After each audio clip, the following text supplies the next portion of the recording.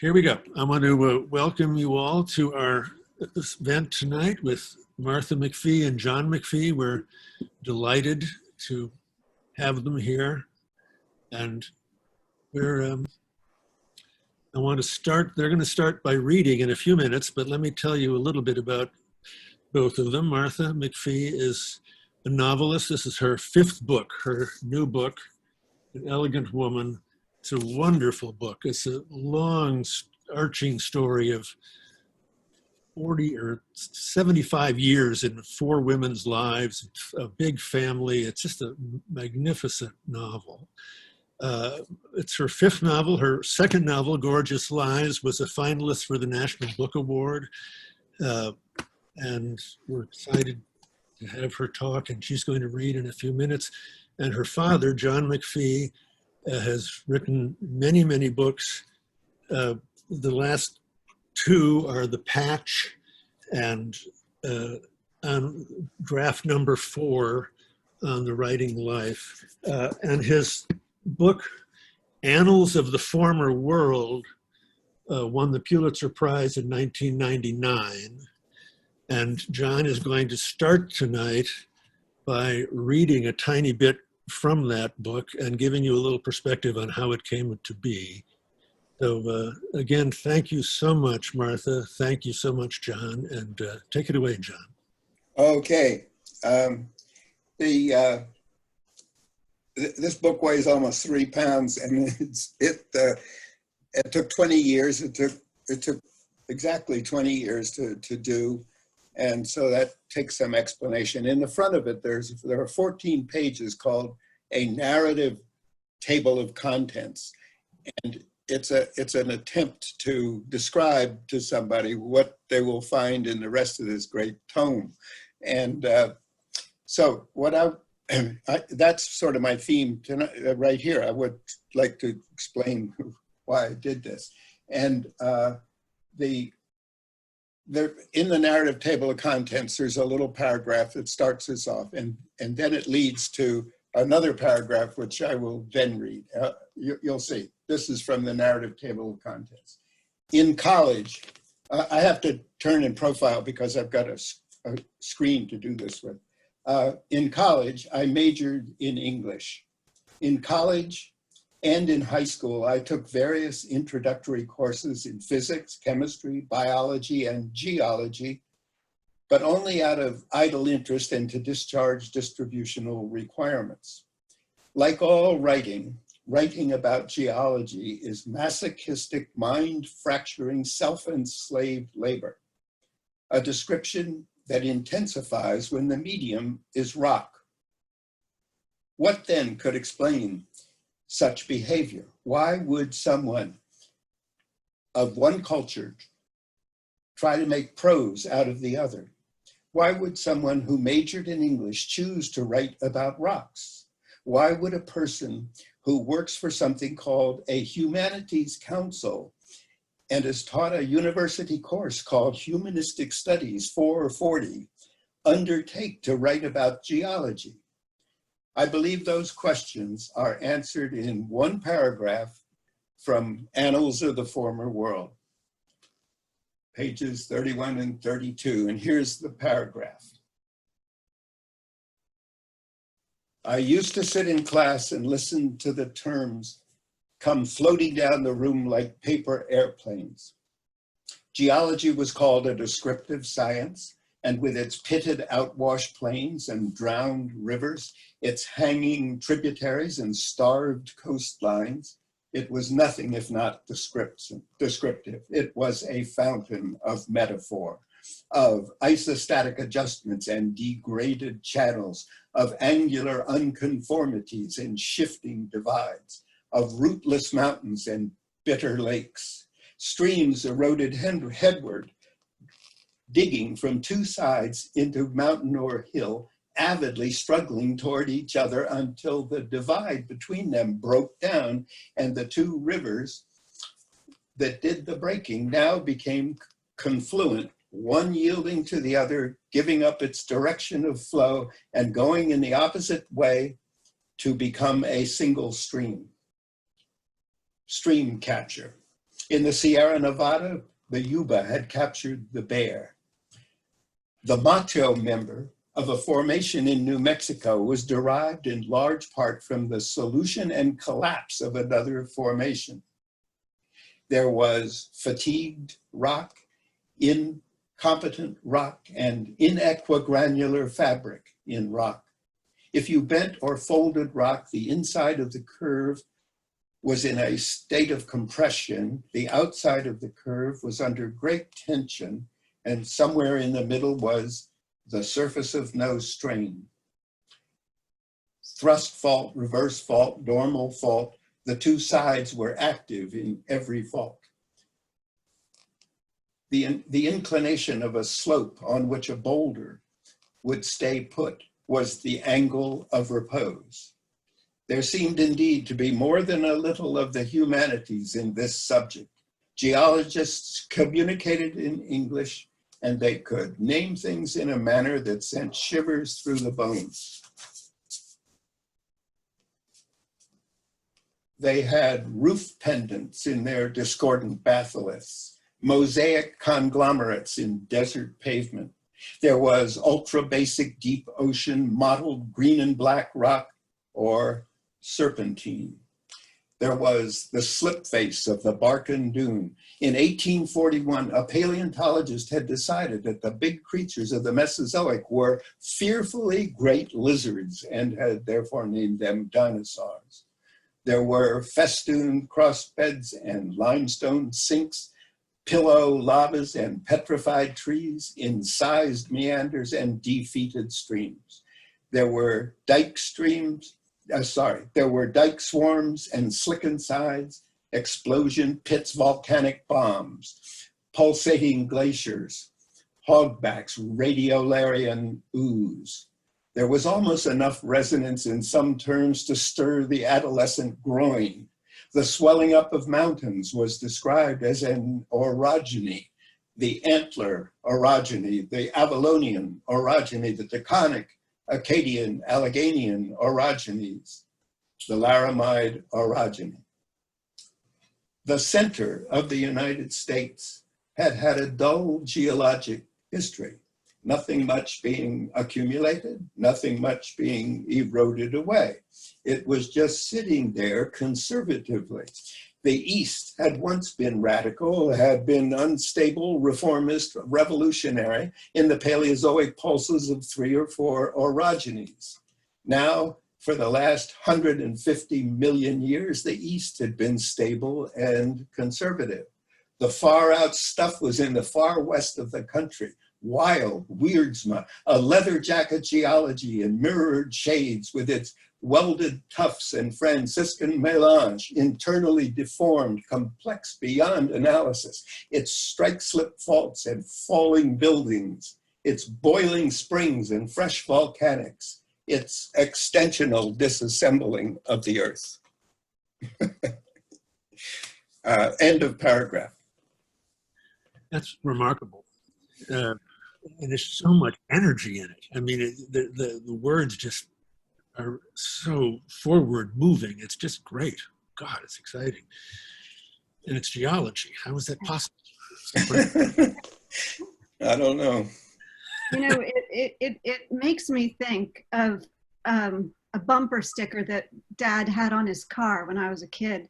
And it was a Atchafalaya.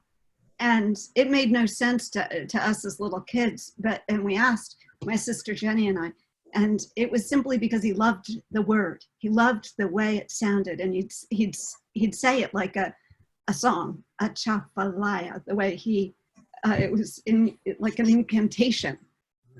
So hearing that reminds me of your love of words. No, Thank you, sweetheart.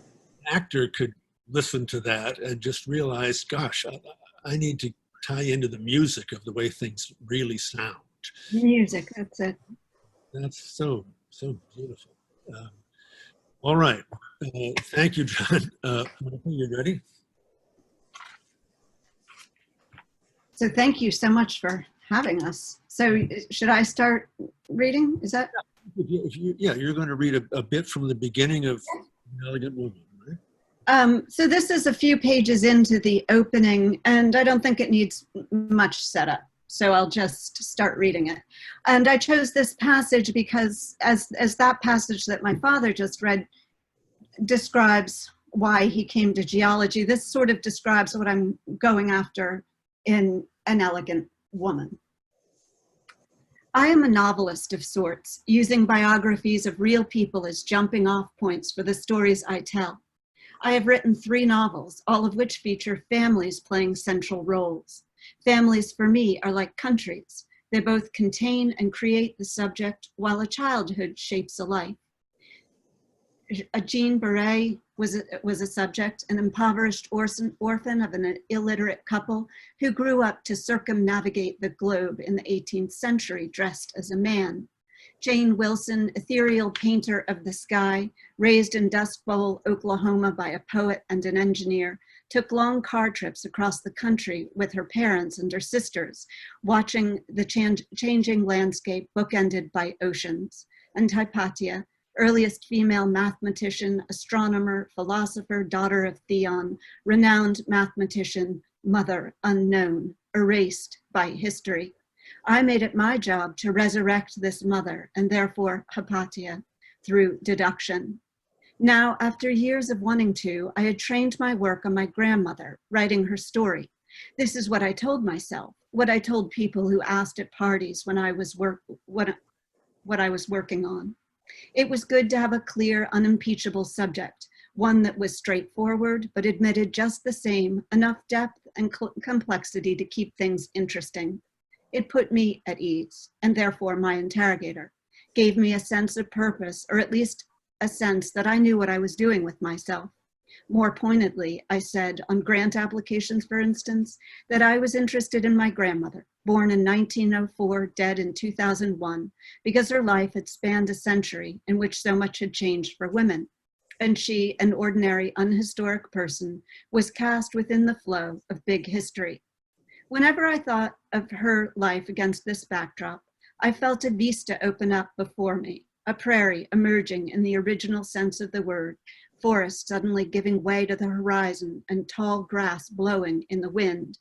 I felt that distant woman call to me, and so she became my subject, as she had always wanted to be for me. For years, I couldn't see in the way we can never see the most important things for what they are, most likely because they present themselves in the form of endless rows of dusty basement boxes, that her story was mine. Not the details or the particulars, not the facts or the fabrications, but perhaps the one big fact, that she once was and so was I. We were shaped differently by our times, by the ways in which we were raised and educated, of course, but what did my grandmother and I share? There was no way through this, I knew, but through the particulars. There were the particulars, for instance, of an epic, heroic past, some of it factual, some of it running parallel to fact, some of it orbiting in broad elliptical path, like Pluto, around the truth, and some of it like the stories about the gods we give to the constellations in the sky. We project the epic onto the sky to find in the chaos of the cosmos the patterns connecting star to star that give it a snug fit to Orion's belt, to place in one's palm the ladle of the Big Dipper, and to receive a few practical orienting trips that the Dipper's cup points to true north. My own true north understood that there was something essential being done in my mother's basement, in sifting through and sorting out truth from fable, though even fables have something deeply true about them that outlasts us, my mother's disintegrating mind, our own unique and individual selves, shuttling off into the unknown, a truth beyond the objects we tossed into the dumpster and the objects we held onto, a truth in the stories that would remain when we were dead and gone. If Glenna were a constellation, you would see her in her white teacher's smock striding westward across the dew-wet grass of Montana, a rifle in one hand, Temple's notes to Shakespeare in the other. There wasn't room in the sky for a husband with a wandering eye, but that was where stories came in, to fill out an evening, to ask about duplicity and betrayal, the steady march of self-compromise that led to whatever cul-de-sac of banality one found oneself in, and then to wonder about what a genuine hero would do about such things. If my grandmother and her little sister Catherine were constellations, they would be in another part of the sky entirely. Grammy would be kneeling, facing east with her 43 Egyptian, just about to pick off a prairie dog. Her sister would be standing next to Grammy, looking west toward Glenna. The larger truth, the one that would outlast all of us, would be reflected in this constellation, this mise en scène. Stop there. So lovely. And one of the things I love about it is, I mean, your decision to have this narrator in the present, always kept grounding us in what we're all living with, but yet, so much of the story is so expansive and kind of covers so much territory all over the country, but not just, but emotional territory, with these wonderful, incredible women, all the connections in this family. How did you hit on that idea of the sort of the first person narrator too? So a few ways. I always knew I wanted the first person narrator in there, but I didn't initially, it didn't click. I didn't understand how to make it work as a device, as a tool. And it took me a long time to write this book, and I went through many drafts, but I always had that. I tried to get rid of the first person, but then I brought it back because I needed something for the narrative to hang on. I didn't want it to just be a straight linear historic novel. I wanted it to be an exploration about the past and the future. And so I needed like a fixed compass point, and that was the first person narrator. And then I discovered that I could use her, and I could use the tools of fiction to inhabit the characters through the third person, as long as it was always clear that it was being filtered through Isadora, the narrator, the first person narrator's imagination. And as I was really, struggling to work this out, and it was there. And a friend suggested I read Carol Shields' book, The Stone Diaries, and she uses a similar technique. And I understood in reading that what I was doing. And the book was, after 8 years of writing it, a month later, the book was finished, because she gave me the permission to own and understand really what I had been doing. So it all came together. Oh, that's a great story. Well, the structure, I think this works beautifully. And if I could get John, did I get you to talk about structure a bit? In your book, draft number 4, that chapter on structure is just so fascinating.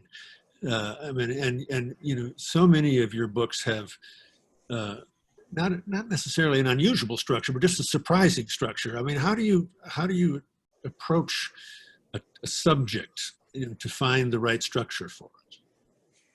Well, after the material has been collected, because the material will suggest structure and so forth. I mean, in other words, I don't start out with a template and apply it to whatever I collect. I collect the material and don't even, well, I make little notes maybe when I'm out in the field, but about structure. But it's after you've collected the material and then typed it all up and gone over it again and again that I form a structural framework to handle this material that I have. But it doesn't. It's definitely at second or third phase, and it doesn't happen when I'm out in Wyoming wandering around with a geologist. Huh. Wow. But I'm really just completely. It solved all sorts of problems for me, and it derives from something I picked up from a high school teacher named Olive McPhee, who had us. I had her as an English teacher for 3 years, and she made this class write something 3 times a week for most weeks in those 3 years. And you had to turn the thing in. You could be anything you wanted, from a poem to nonfiction, fiction, but you had to turn in a page with it that described its structure. And so for 45 years, every Princeton student I've had has turned in a page like that with each piece, what she thought she was about to do.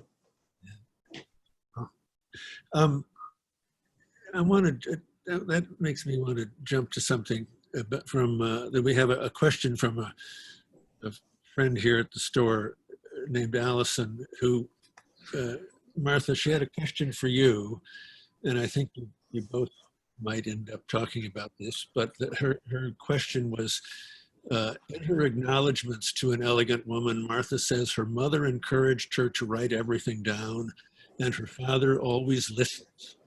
And she talked about those statements in terms of her development as a writer. And then I guess, John, she was interested too in that sense of always listening, you know, in the sense of both as a father or as a writer to another writer. But let's, you know, Martha, why don't you, well, I want to say one thing about the structure, because with Dad, and I've, you know, heard him, I've seen his structures. I've seen a PowerPoint presentation of his structures. As a kid, I saw the structures on note cards on a bulletin board. At least I think that's what I was seeing. And a structure is so important to him as his way into being able to tell the story. And I know fiction writers, every writer has their own process, and mine is so different. It's, I forget who said this, but a famous novelist, that writing fiction is like driving in a thick fog at night with your high beams on. You're slowly inching your way forward, trying to understand it. And so it's hard to, for me anyway, to have this structure in advance. I sort of figure out after I've written the novel, if that makes sense. And then you sort of go back and you know, work with it. I can have a notion, but it's that thick fog at night experience. Sorry to interrupt, but when you started into An Elegant Woman, you didn't start with the sort of structure of the first. Oh, no. No, when I started, it was a very different, it wasn't a very different novel. It was the same novel, but maybe a little more experimental. And I had more sort of, I can say in shorthand, ambitious ideas that involved things I wanted to do for each century. And that sort of got in my way initially. And I had to remove it just to clean it up a bit. But I did have a notion that I wanted one chapter for each decade. But when I was in the revision process, it didn't quite work as neatly as that. So I did back up and reimagine how I could encompass that large amount of material within, you know, a 400-page book. It's not a 3-pound tome. It won't stop a door.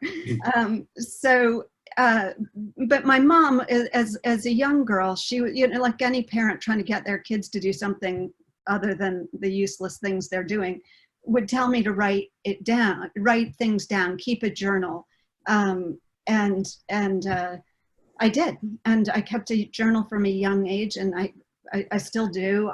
For most of my life, there have been a few pauses, but I've kept this journal and I've written it down. And she would encourage that. She encouraged me to be a writer. She wanted to be a writer, wrote a little bit of a novel, but life got in the way, and she became a brilliant photographer in the town of Princeton and worked hard at that for 40 years. But she always encouraged all of us to pursue, to not worry about, you know, what would happen, you know, the realities of being a writer.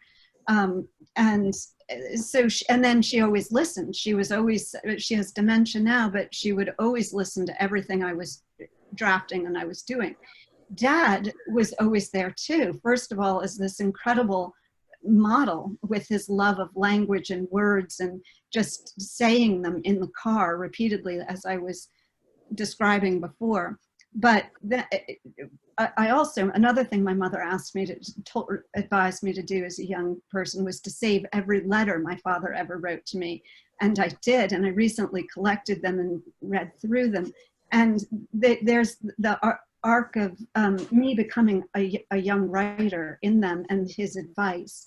And we were obviously corresponding about this through these letters. And then now more through email, but the phone, I'll call him up when I'm It's always when I'm despairing. It's very rarely when things are going great. That's for sure. And he'll give me, great advice. There's one example that it was, I had just found a moment of peace, was at the end of I was just starting the last chapter, and life got in the way in a big way. And I called him and I was crying, hyperventilating. He said, I can't understand a word you're saying. And when I eventually could calm down and tell him about the big drama, he said, well, don't worry about what you put on the page. And this kind of thing is in draft 4. And I don't know if he uses the bad words. I think he does. But just write fuck, shit. Just write it down. Don't worry. And eventually you'll get a sentence in there. And eventually you can get rid of those words. And eventually you'll get back to it. And it's countless things like this. I call him constantly. And he's always right there. Yes, he says. I have no idea what those words mean that you were using. So that's it in a nutshell. Or not quite a nutshell. Back a little bit, there was an important distinction there between fiction writing and nonfiction writing.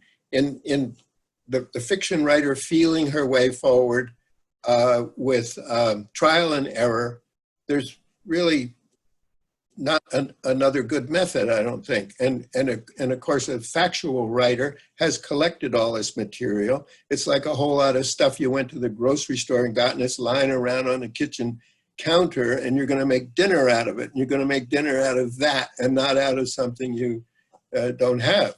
And so the factual writer can make a structure and do all this stuff, but the fiction writer, in my view, it's much more difficult process because you've got to feel your way. That's a really good image about driving in the dense fog. Thick fog at night with the high beams. Maybe it's Russell Banks or Russell, yeah. Wow.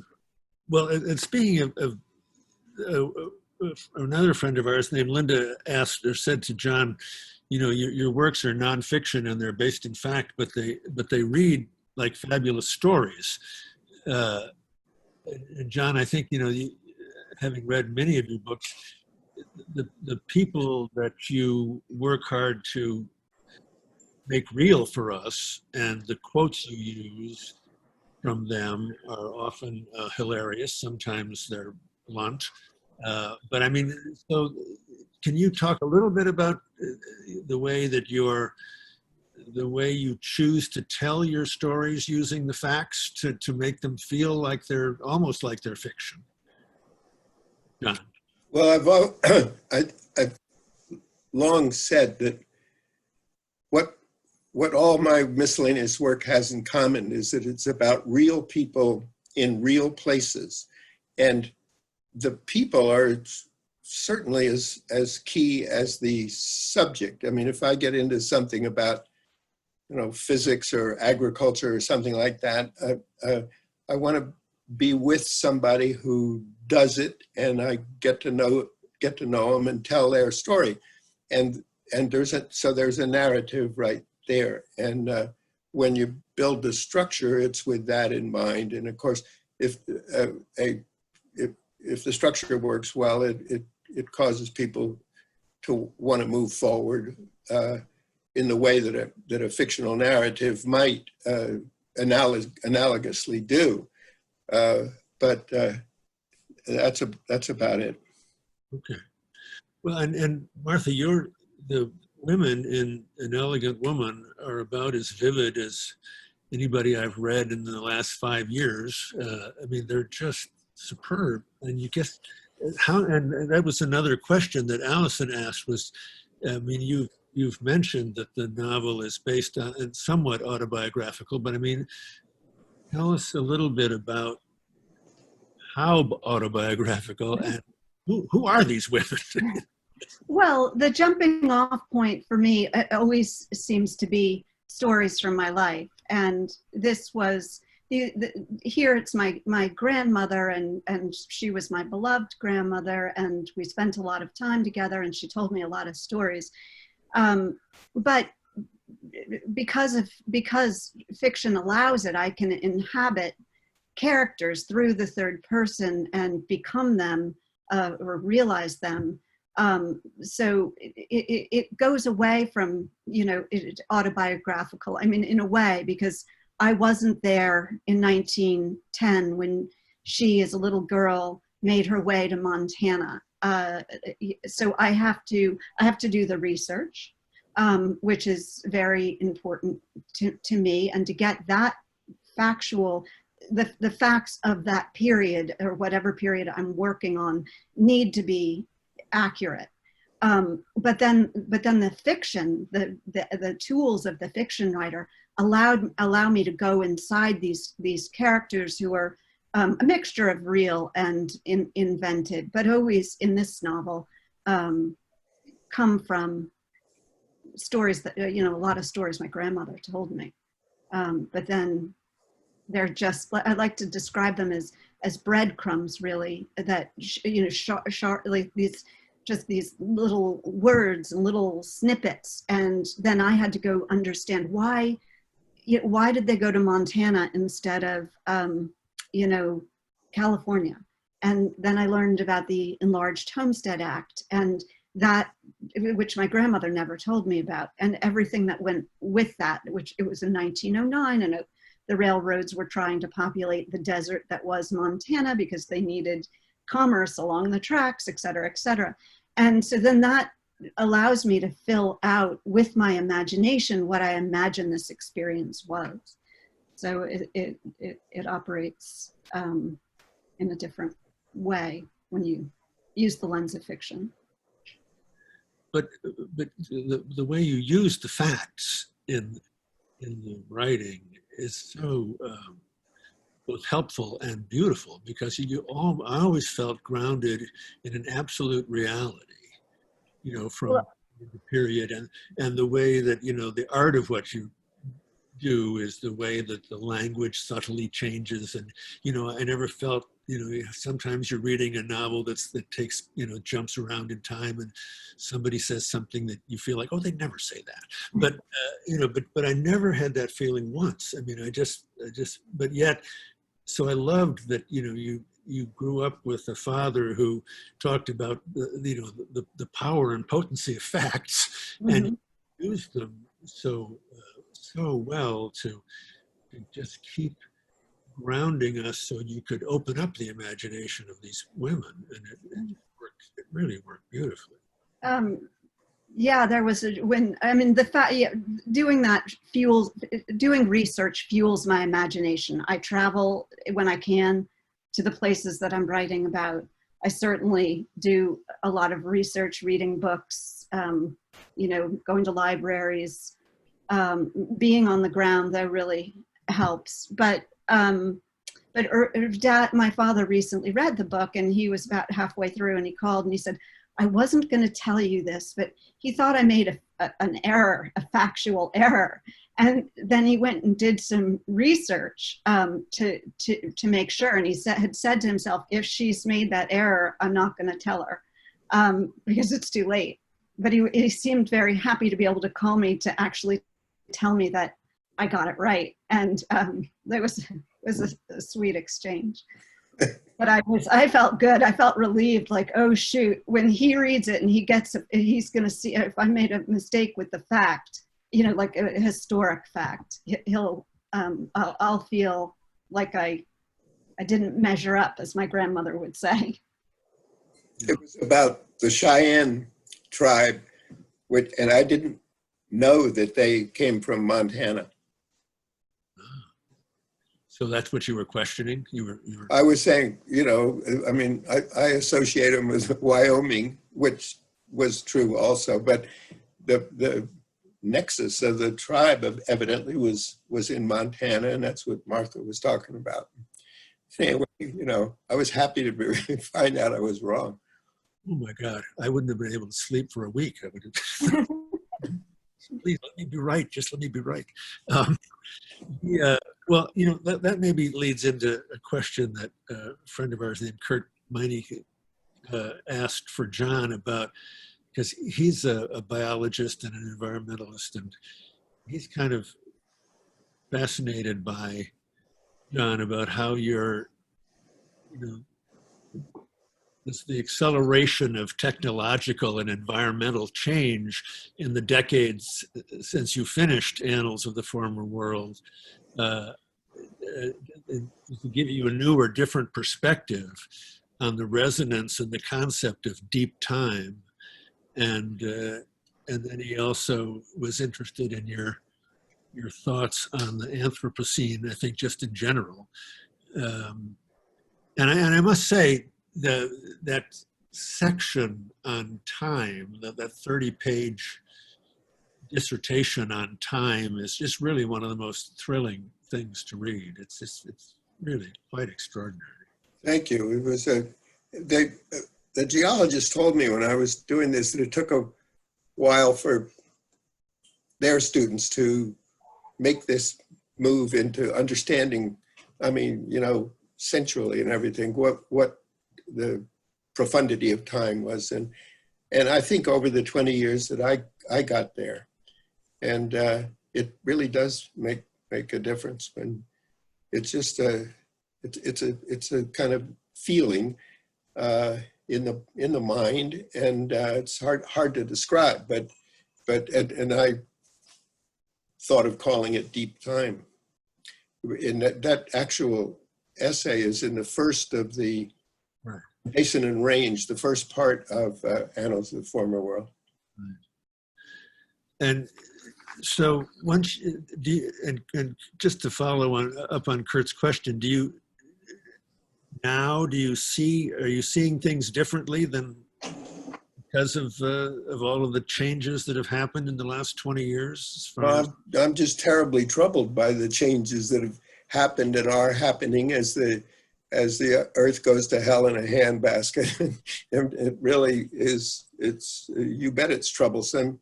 And I think there's an acceleration in it too. I mean, that things seem to happen very rapidly, and there's always for every positive step forward, there's a concomitant step backwards, and so it makes progress look odd. Yeah, we'll say. Speaking of that,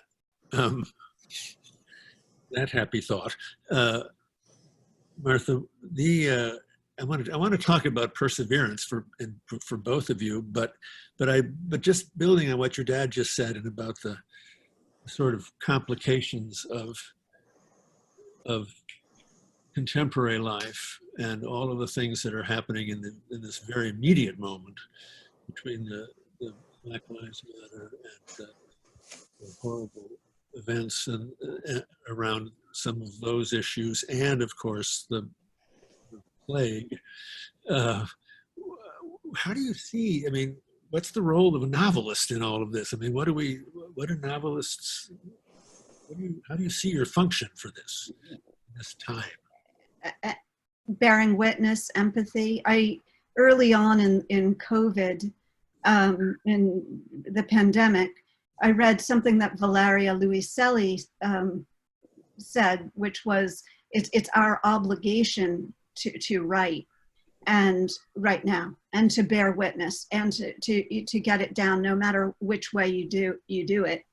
As I said, I do keep journals, and I try to just write things that I'm observing, things that are completely ordinary in this extraordinary time. It was partly what I was interested too in An Elegant Woman. Our ordinary lives against the backdrop of big history, a time the 20th century when so much changed for women. And now we're living that in real time and very immediately.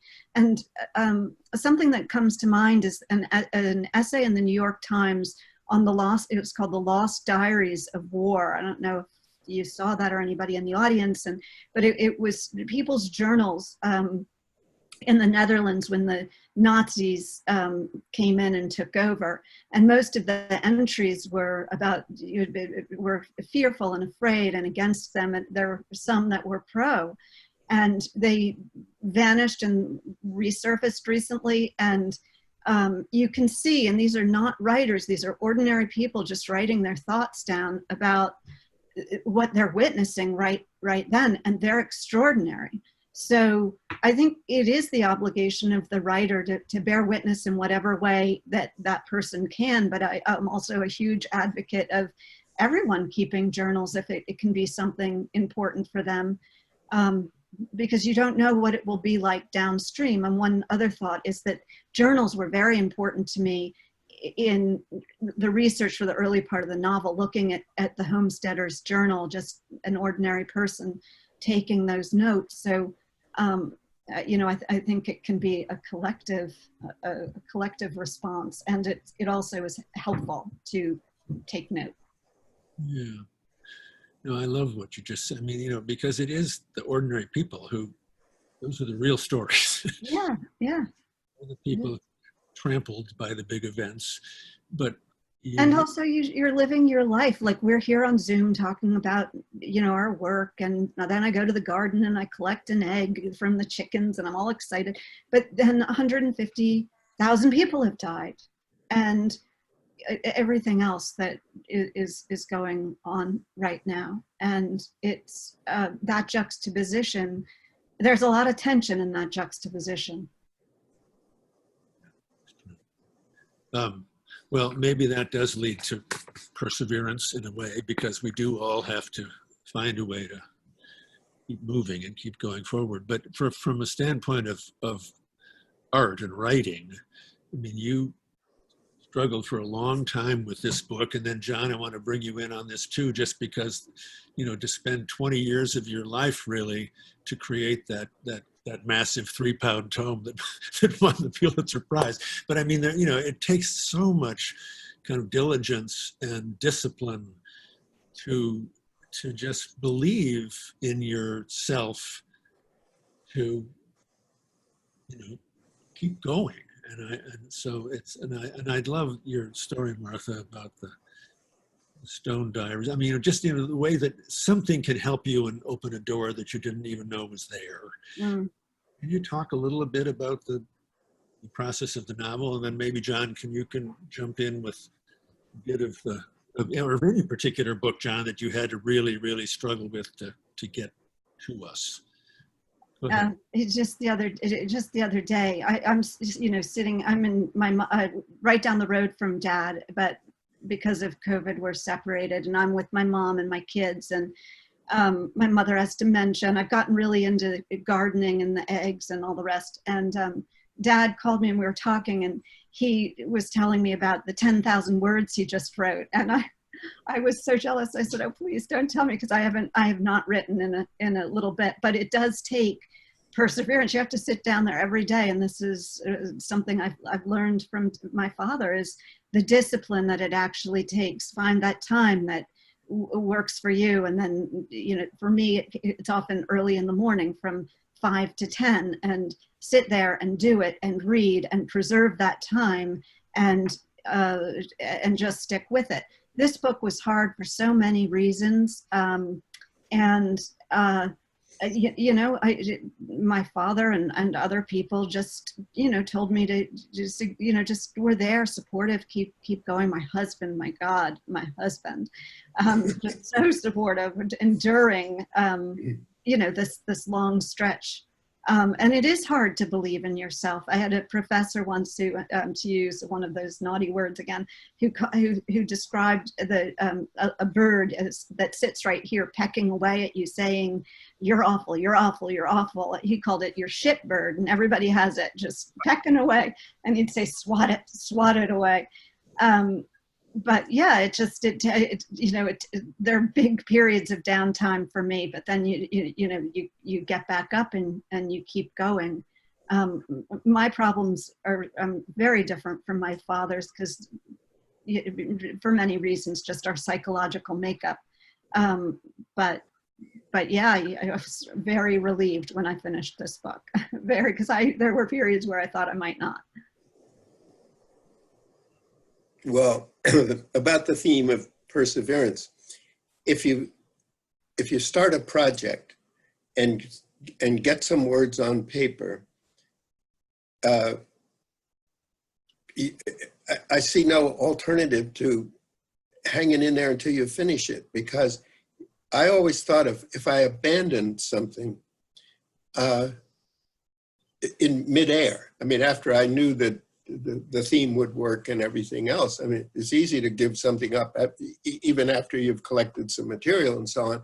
But when you have a few words on paper, you're in there. And I always thought, and you feel like quitting every day, 8, 9, whenever I started in the morning, I didn't get anything done. I was fighting writer's block all day long, and around 5 o'clock, I would start writing. I'm describing every writing day of my life is like that. And finally you break through and you get 2 paragraphs done and you go home. And I'm talking about a university office, and and then people, I'd get out on the campus and people say, "You're so prolific." I couldn't do anything all day long, or the next day. And this theme of perseverance is, if you gave it up, then what I thought was, I would never do it again. I mean, it'd be gone. And so much for perseverance. It's just hanging in there, I guess. Well, that's a kind of terrifying to think that you've created so much, and you must have sit there and not be able to do anything for all those hours. I guess that's inspirational. Should be inspirational for everybody to just stay. Well, I tell that story to students and so forth because I want them to know that about not to be discouraged when the hard things come along for them. I think that it's like the other thing. I always wanted to work for the New Yorker, and I was 33 years old when I became a staff member there. I wasn't 21 or something like that. And I tell them the story of those years of in my 20s because I want them to go away with it. I don't want them to think that, you sprang whole from the ear of Zeus and that everybody should, or else they're a failure or something. It doesn't work that way. Writers grow slowly. There are exceptions, but writers grow slowly on the volume of what they do. Yeah, I think that makes sense to me. Martha, if your dad wrote all those words and is taunting you by writing words, are you writing, is there a project that you're working on, or? I have 3 that I'm sort of working on that I started when I had enough with An Elegant Woman when I was stuck. And I think one is taking, and it's a love story, basically. That's nice. That's very nice. I just saw something that I made to myself that I wanted to ask about, and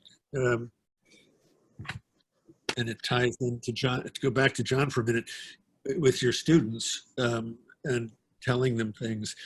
One of the things that I just absolutely love in draft number 4 is your penciled boxes technique. Could you talk a little about that? Because again, I think it ties in with just the rigor of trying to get something right. And I also admire, the more I hear Martha talk about the time it took to get. Yeah, well, it's a stage performer, a live performer, and so on and so forth doesn't have the advantage of being able to sit back and revise. And the notion that came along in some century about so-and-so being heroic because he never blots a line. He never has to, you know, he speaks in perfect prose and everything, or writes in perfect prose. That's ridiculous. The thing that that a writer has all in some room somewhere by himself is the opportunity to revise things. And writing the first draft of a piece of writing is terrible, because each sentence affects the next sentence, and therefore you don't know what the next sentence is going to be. So they don't quite, you know, jibe. And when you've got yourself through a first draft, the real stuff begins in the second, third, fourth draft as you go through it. And this final thing that you're describing is that if I am stumped about a given word, and I know there's a good word that could go in that place, and this one isn't working, I will put a rectangle around it and go back to it and work on it until I finally get the word I want. And when I deal with students' compositions, I draw boxes around words in their thing and say, you know, it'd be nice if you found a better word here, maybe. Well, and the other thing that you say, I think in that same area of that essay, is about using the dictionary, you know, to get right. That's absolutely part of it, right there. If you, I have lots of dictionaries, and the fun of this phase, when you're drawing boxes around words, you're pretty much done, and you're satisfied with your piece. And this is draft number 4, and you don't like the word hollowed there or something or other, and so go look up that word, see what various dictionaries think it means, see if they give you an idea for a better word. Roget's thesaurus and so on is useless. It's just a long string of words, and because it doesn't, you know, define them very well. And but the dictionaries do, and the search through at that phase. I mean, I really sort of enjoy that. The hard part is draft 1 and draft 2 and so on. But when I'm at this place, I'm enjoying it. So anyway, I spent a lot of time with dictionaries looking for the mot juste. Yeah. So Martha, do you ever, in a book of this length, you know, which is 400 pages, although it doesn't feel long in the tiniest bit, do you read sections out loud? I was just thinking about that and listening to your dad read that long chunk of all those geologic words and just the way the sounds bang up against each other. Do you read sections out loud, Martha? You mean as I'm composing it, as I'm writing it? Absolutely, a lot. Every bit of it has been read aloud multiple times, because it is about the words flowing into the other words, and you know, the music of it, the rhythm of it. And if you're stumbling a lot when you're reading it, there's a problem. And if for me, that's where I'll find the word that I don't like, that I need to replace. It's in reading it aloud. I'm often reading it to somebody. I know I'm excited when, like, I know I've gotten somewhere good when I'm ready to share it with my husband, or once upon a time my mother, or friends who are readers. So yes, absolutely. Well, that's great. I'm getting a little worried about time. Nancy, are we close to the,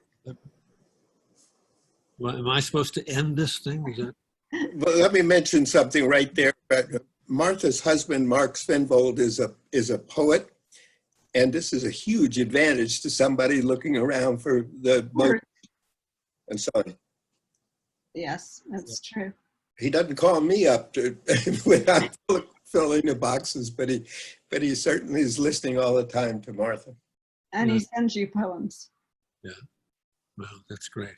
So I just wanted, before I forgot, I wanted to mention that Martha sent us some beautiful book plates with her signature. So if we have copies of An Elegant Woman, and we can put a book plate in for you. That was very kind of you. My pleasure. Um, uh, this is really, you're both really extraordinary people and wonderfully humane and generous, and we're proud and delighted that you've been willing to spend time with It's us. our pleasure. Wonderful to visit Wisconsin virtually. Yes, listen, indulge me in one thing. I want to say hello to my longtime, very good friend, Boyd Gibbons, and I see him right there, and I just wanted to thank him for being here. Oh, that's great. Okay. Well, that's a great way to end it. So thank all of you who were in attendance, and John and Martha, I can't thank you enough. It's just been a thrilling hour. Thank you, Wonderful. James. You were wonderful, James, too. Thank you. Thank Thanks you. for having us. Yeah. Bye, Dado. Bye-bye. Take care of your chickens. I will.